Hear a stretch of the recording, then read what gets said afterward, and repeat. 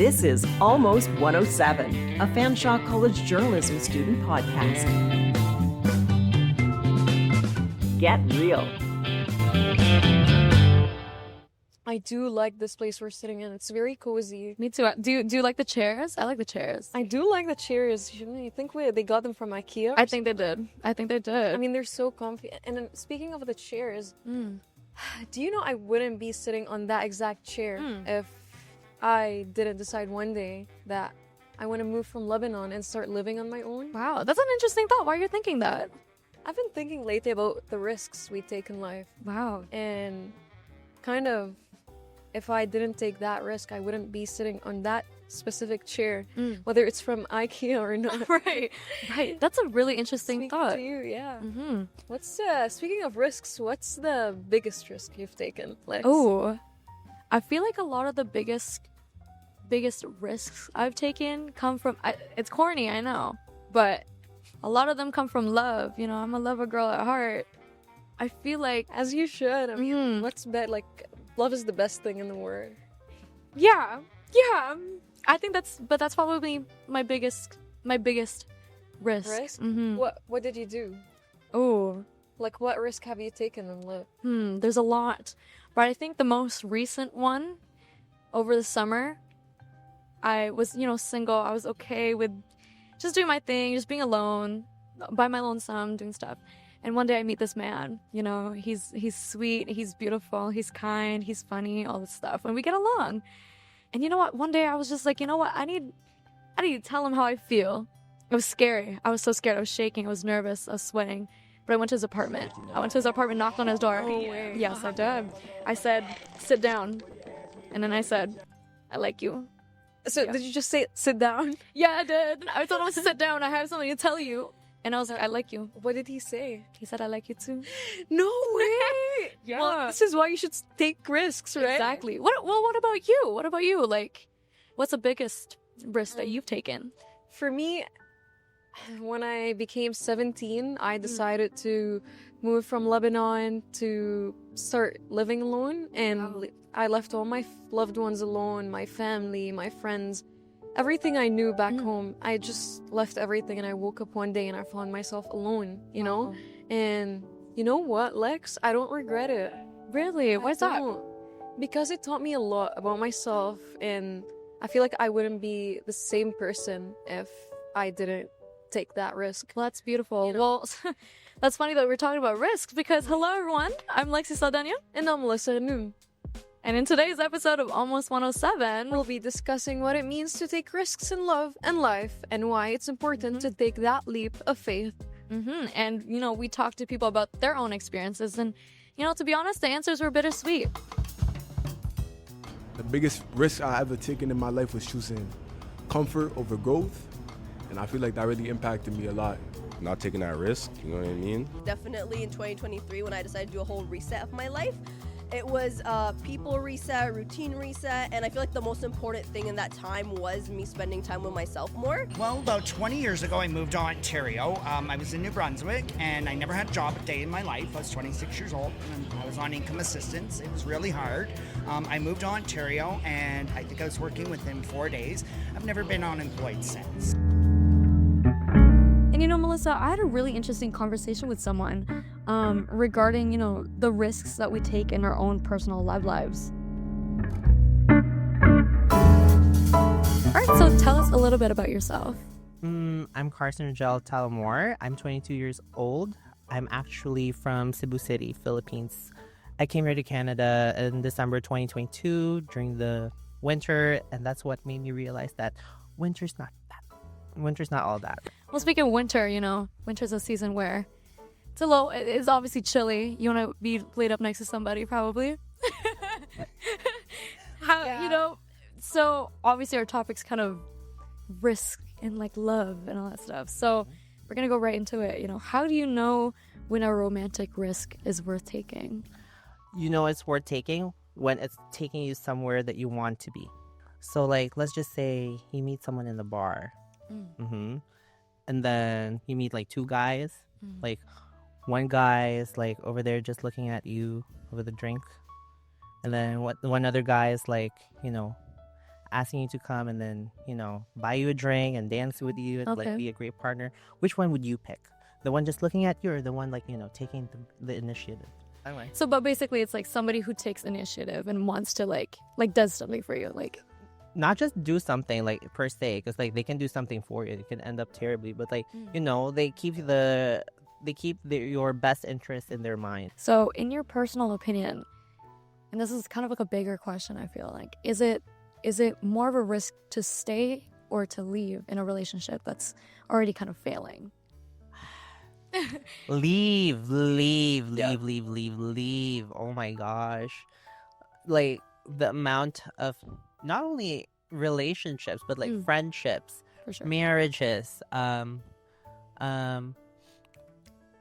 families that have, not that have fallen apart into a million pieces because of just staying, because trying to hold on things that don't want to be held together. We also talked to life coach Jen Slay, who says everything starts with a thought, especially risks.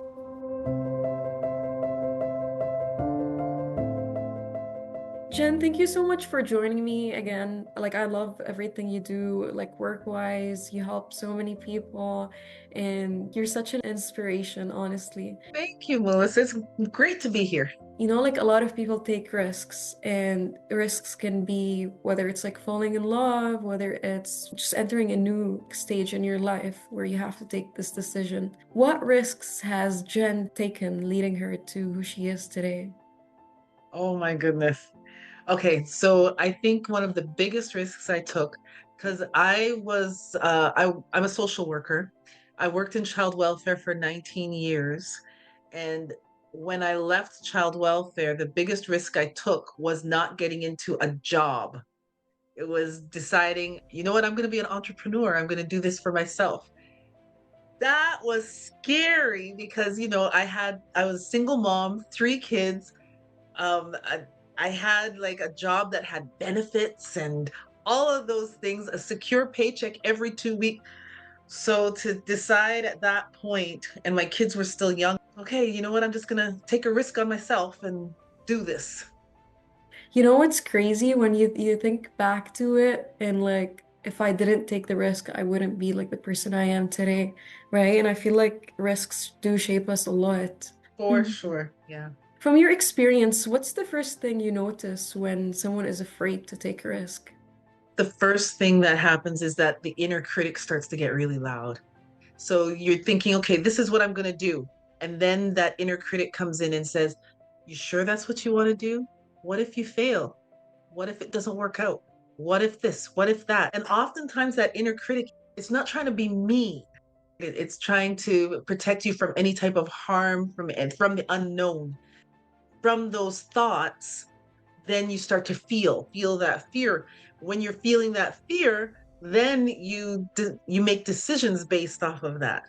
All starts with the thoughts, because if you think about it with thoughts, so everything starts with a thought, which leads to that feeling.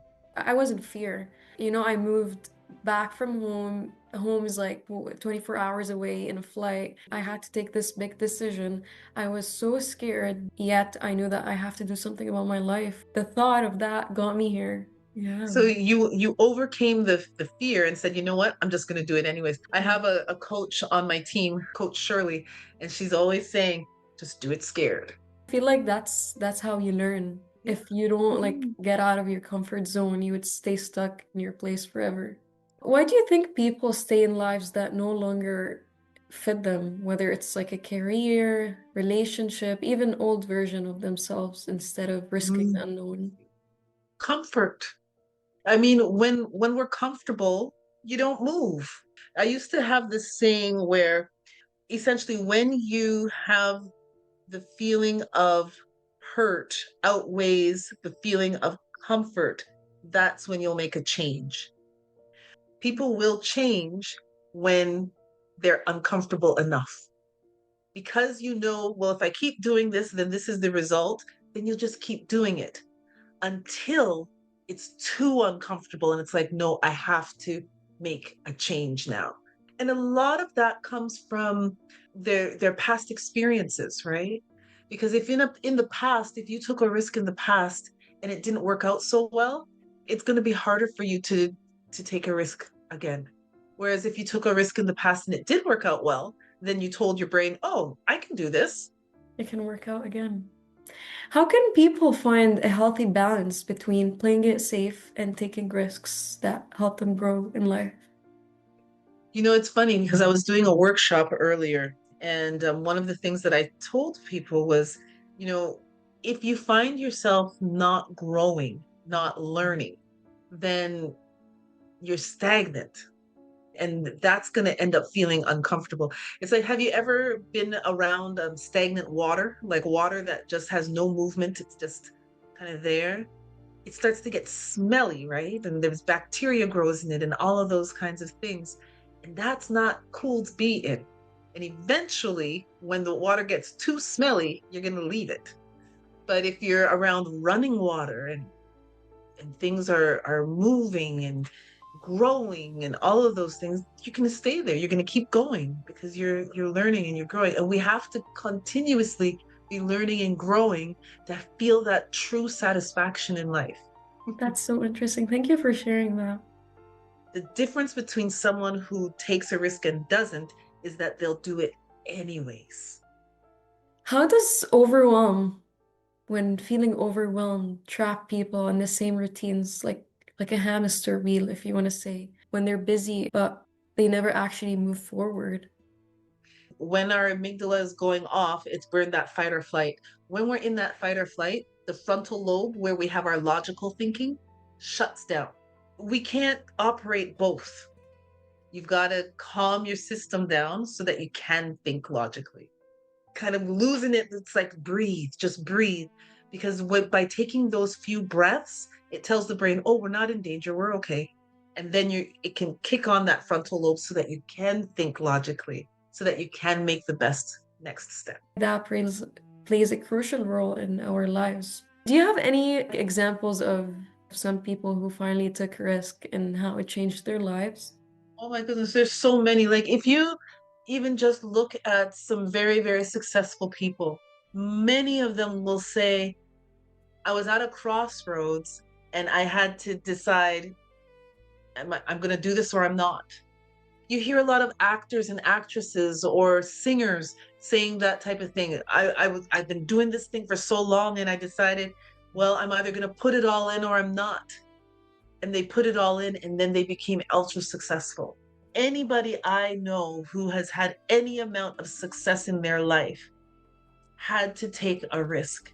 In my head, I'm thinking of the Beyoncés of the world. Just look at her last album, the country album. She had to take a risk. No one knew her as a country singer. Again, do it scared. Do people usually, like from your experience, regret the risks they took or the ones they never took? There's people that regret both. The richest place in the world is the graveyard, because that's where a lot of dreams and inventions and all innovations have died because people didn't take the risk and try. I believe every single one of us has a purpose on this earth, and there's nobody else that has the unique makeup that we each bring, because we're gifted with different things. Honestly, like I'm so happy. I do not want to end this conversation. What advice would you give somebody who's in a fear of taking a risk today? You know, just one step at a time that brings you closer and closer to what your goal is. So just break things down. What about love? Love. Well, then I work a lot with people who have had broken hearts, people who tend to have been quote unquote unlucky in love or got their heart broken or anything. They're scared to do it again. And then they have a wall up. My advice when it comes to love, instead of looking at what you've lost, look at what you've gained. And it's easy to say because I'm in a happy place in love right now.